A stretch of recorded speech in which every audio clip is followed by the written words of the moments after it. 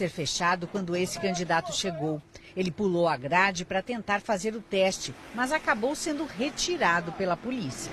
Faltava tudo certinho, cara. Cheguei certinho, está fechou, né? O Enem foi adiado para dezembro para 271 mil candidatos em todo o país. Os locais onde seriam realizadas as provas neste fim de semana estão ocupados por manifestantes que protestam contra a PEC que limita os gastos do governo federal e contra a medida provisória da reforma do ensino médio. Hoje os candidatos tiveram 5 horas e meia para resolver questões de matemática, linguagem e também para fazer a prova de redação. O tema da vez, os caminhos para combater a intolerância religiosa no Brasil. Achei legal. Embora eu tenha estudado mais sobre outros assuntos, eu acho que eu me dei bem, sim. Em Brasília, o ministro da Educação anunciou que a Polícia Federal fez 2 operações para combater fraudes na prova do Enem. Em uma delas foram cumpridos mandados de busca e apreensão em 7 estados do Norte e Nordeste.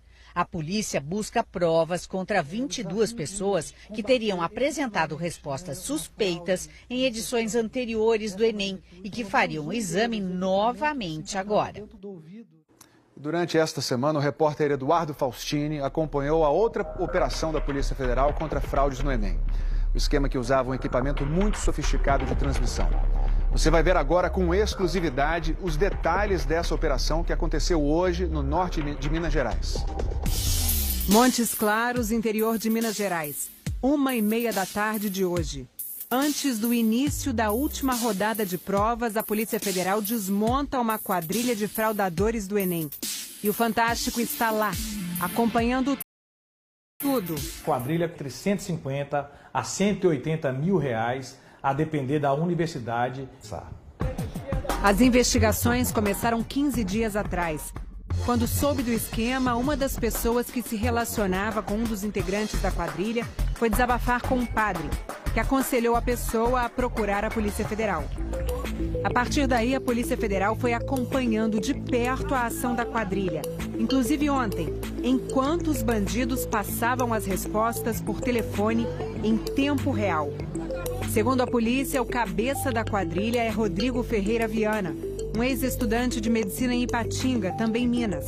Neste vídeo, Rodrigo dinheiro de um comparsa. Determinado candidato havia repassado os valores a um dos membros do grupo criminoso, que por sua vez repassou ao Rodrigo, que é o líder da organização criminosa. Rodrigo conseguia contratar pilotos, como são chamados alunos ou professores que fazem as provas e repassam as respostas. De acordo com a investigação, um dos pilotos era o estudante de medicina Arnon Kelson da Silva e Santos, um veterano de golpes em concursos. Tinha sido preso em 2012, quando confessou ter fraudado concursos naquele ano e também em 2006. Ele fez provas no lugar de outros candidatos, cobrando por isso, claro. Neste momento, ele já está montando uma quadrilha isolada, de modo a que ele possa arregimentar mais acadêmicos e, ao mesmo tempo, possa também repassar os gabaritos, se beneficiando dessa fraude. Este vídeo mostra outro integrante da quadrilha, Olavo Martins Ponciano, aplicando o mesmo golpe. Ontem ele fez prova no lugar de um candidato. Mas o golpe principal do grupo era muito mais sofisticado. Os pilotos iam fazer a prova, resolviam tudo rapidamente, anotavam as respostas e iam para o quartel-general da fraude, onde foram presos hoje. A partir de um hotel, eles conseguem transmitir os gabaritos para todos os locais do território nacional, sem ser importunados. Segundo as investigações, eles transmitiram as respostas para candidatos em 3 cidades em Minas e mais uma cidade na Bahia e uma no Ceará. As respostas eram passadas por celular, mas veja a sofisticação do esquema. O aparelho que recebe a ligação é do tamanho de um cartão de crédito.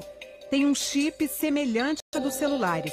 O candidato fraudador tem que prender o cartão no peito, debaixo da roupa. E aí o cartão manda a ligação para um ponto, que é do tamanho de uma bateria de relógio. Esse ponto fica dentro do ouvido. Veja o equipamento transmissor. Esse candidato se chama Antônio Diego de Lima Rodrigues. Ele foi preso em flagrante no Ceará. E aqui, um ponto eletrônico apreendido hoje e o aparelho receptor. O próprio Antônio mostra para a polícia o que usa para colocar e retirar o aparelho. Candidato Antônio Diego Lima Rodrigues, aqui na Superintendência de Fortaleza, do Ceará, retirando aqui o ponto eletrônico do ouvido, com o imã que ele mesmo trouxe.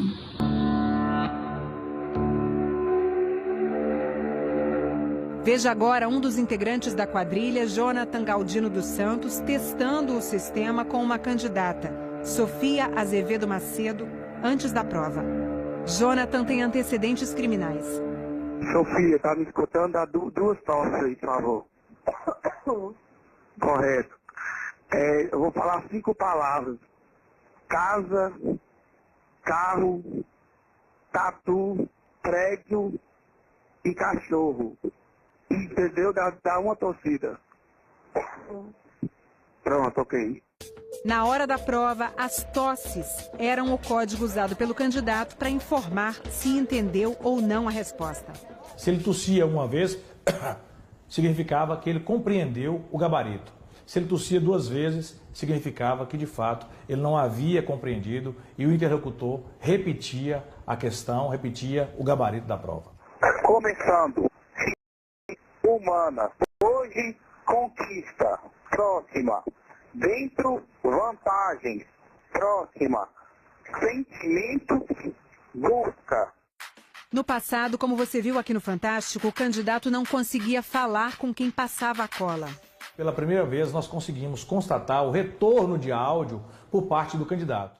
Ontem, a PF flagrou bandidos transmitindo respostas a candidatos em tempo real.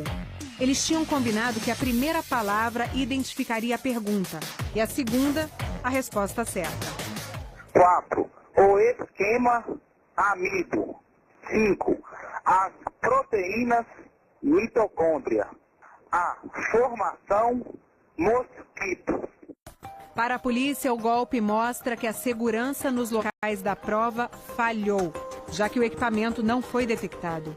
O que nós observamos é que ainda há diversos pontos em que o pórtico detector de metais não está sendo utilizado, ou se está sendo utilizado de maneira indevida. Desde o início da preparação do Enem 2016, nós estamos atuando junto com a Polícia Federal, que está dentro do INEP, com um delegado específico cuidando da área de inteligência. É um trabalho de inteligência prévio que foi articulado perfeitamente entre várias áreas de governo. O ministro da Educação acha que o golpe não coloca o Enem 2016 em risco.